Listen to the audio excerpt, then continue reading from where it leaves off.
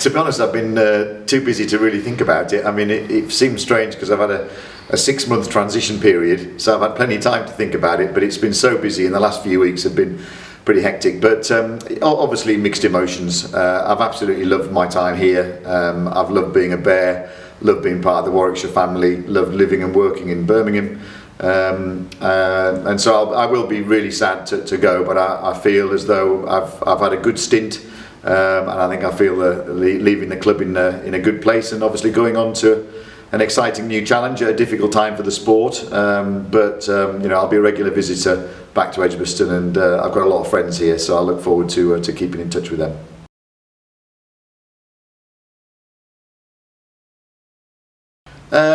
It's a tough question. I don't think you ever achieve everything. There's always some things you think you could have done slightly different or a bit better. But when I started, I set out 4 key priorities. I think the first one was to take Edgbaston and make sure that we deliver the best possible experience. It's a magnificent stadium, famous throughout the world, and I think we used to do it pretty well, but I wanted to make it the very best. And I really think with the team that we've got here, and the major matches we've delivered over the last 4.5 years, I think we really are the best.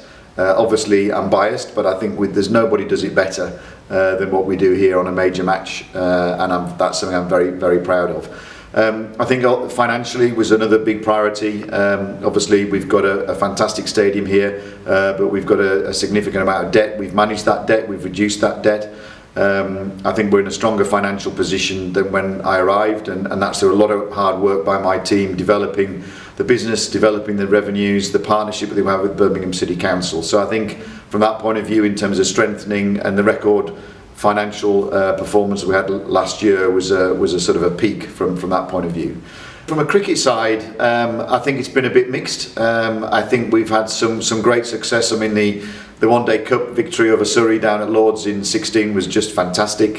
Finals day in 17, but we've struggled a bit since then, particularly in the Championship, and I think there have been some reasons. We had an ageing squad when I arrived who'd won everything, and that we've transitioned that squad, and we've got a very young, exciting squad now, and with the women, with Marie, seeing them parade the Vitality T20 trophy last year was great. And I think the women's side's come through, and I think this would have been a really exciting year for the Bears, men and women. And obviously we had the Phoenix as well to look forward to, and of course we've now got the regional women's cricket as well. So I think I'm pleased, but I think we could have done better in that area, if I'm honest. And then in terms of the staff, that was the 4th area that I really wanted to build a value-based culture, which was really inclusive. We've got fantastic people here, and I wanted to really create that sense of the Warwickshire cricket family, because we've got a number of different entities.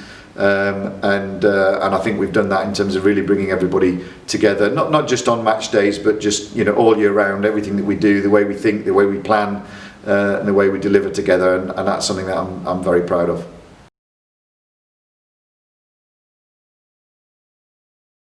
Favourite memories, crikey, lots. I mean, in terms of our performances on the pitch.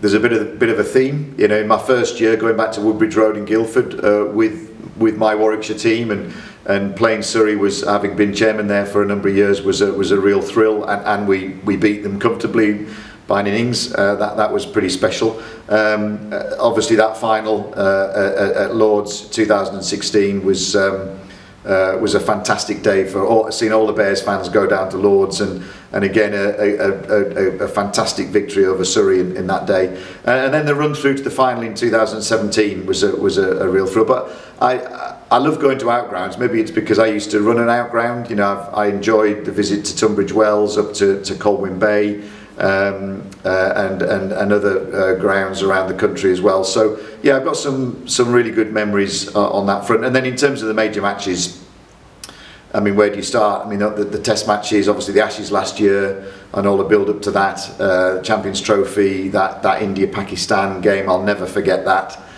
What a day that was. The Cricket World Cup culminating in the semi-final, England-Australia. And the day-night test, which was a bit of a punt. It was a bit of a risk to take that on, but I'm really pleased that we did, and it was great to be part of the first ever day-night test in this country. It might be the last ever, but it was good to have been part of history. So yeah, loads of amazing memories of working with the great team here to deliver those.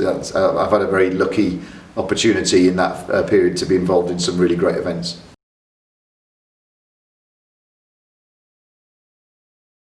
Yeah, I mean, my message to the members is just a huge thank you. I mean, from the moment I arrived, I got such a warm welcome from the Bears fans. We've got a terrific bunch of incredibly loyal members and supporters here. They love it when we do well, but they do stick with us when we're not doing so well.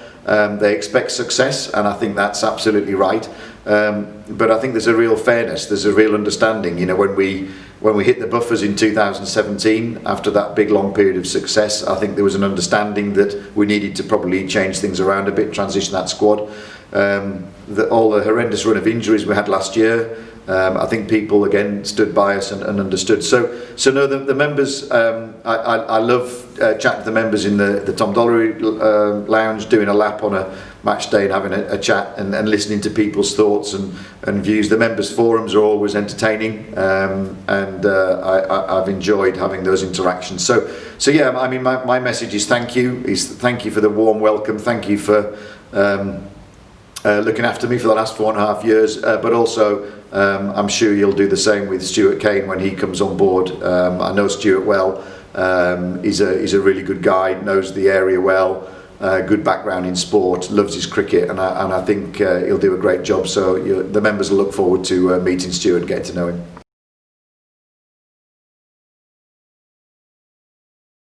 Yeah, I think it's a really exciting future. I mean, on the pitch, we've got some fantastic opportunities. You know, with Paul Farbrace, well, this would have been his first full year with a full winter, and of course that's been curtailed. But all the discussions I've had with Paul, his plans for the future, I think he's got some really exciting ideas that he wants to deliver here across the board as sport director, and we have got a really exciting young squad on the men's side, with you know, already some of them breaking through into the England side. So I think, you know, that's probably one of my regrets, is not having another year with Paul and the team to bed in this younger squad. But you know, that's life. And I think on the with the Birmingham Phoenix, again, I would have loved to have helped deliver that in its first year, but I think that'll be a success next year. And then on the women's side, again with Marie, with the Warwickshire women, and also the regional women's cricket and the women's Phoenix, I think it's a really exciting time, and I'll look with great interest how we go ahead in 2021. And then I think off the pitch, obviously new chair in Mark, relatively new, start of the year, and a new chief exec with Stuart. I think they're going to be a really strong team with Paul, obviously, with a sport director, and Craig as chief operating officer. I think that's a great team, and a really great team to take the organisation forward, and particularly with all of the plans for the master plan. I mean, we completed phase 1 back in 2010. We're about to engage with phase 2 in terms of the development of the apartments and the creation of the plaza, but then it's the next stages with the potential for a hotel and the potential for the redevelopment of the Birmingham end. I remain incredibly excited about that master plan. It's probably been knocked a bit because of the current crisis and the financial challenges that we face, but it doesn't take away the fact that we've got an incredibly exciting master plan. The timing of it, the phasing of it, the funding of it, we'll need to look at. But I think that will be an incredible master plan if we can roll that out for Warwickshire, for the city, and for the game as a whole.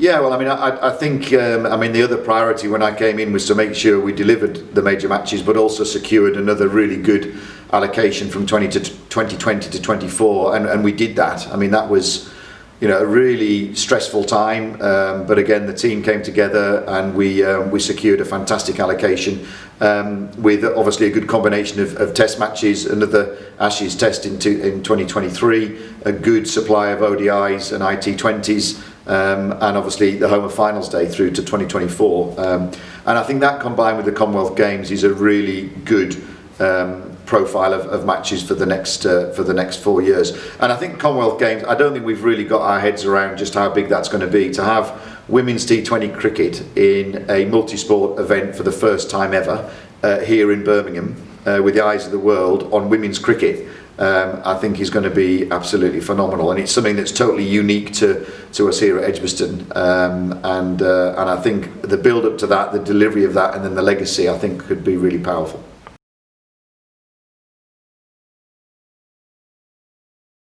Absolutely, yeah. I mean, I love all the history of the Bears. I love the culture and the pride in the Bears, and I love it when ex-players come back and we talk about how proud they are to be a Bear. So yeah, I didn't have the opportunity to actually play out there, but I'm a very proud Bear, and I look forward to my connection with the Warwickshire going forward.